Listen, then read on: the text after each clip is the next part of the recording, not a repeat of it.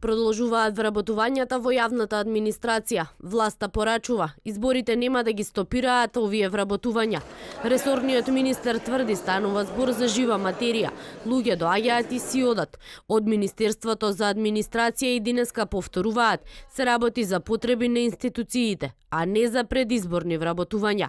На само неколку месеци пред изборите не запираат огласите за вработување на нови кадри во државните институции. Веб страната на Агенцијата за администрација е преплавена.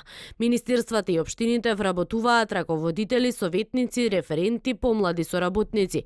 Огласи за отворени нови работни места може да се најдат во Министерството за земјоделство, локална самоуправа, здравство, правда, финансии. Нови кадри вработуваат и општина Карпош, Охрид, Ресен.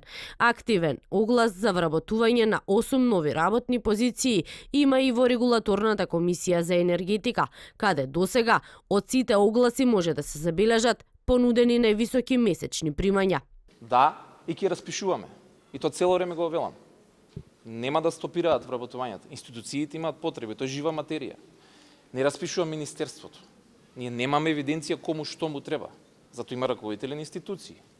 Ние правиме анализата која што ќе представиме и ќе детерминираме што е вишок на работни места.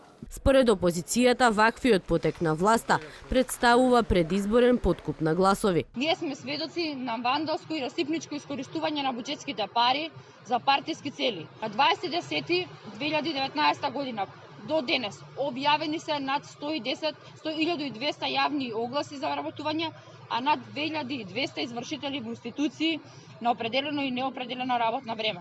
Рекордот за нови огласи засега го поставува општина Струга.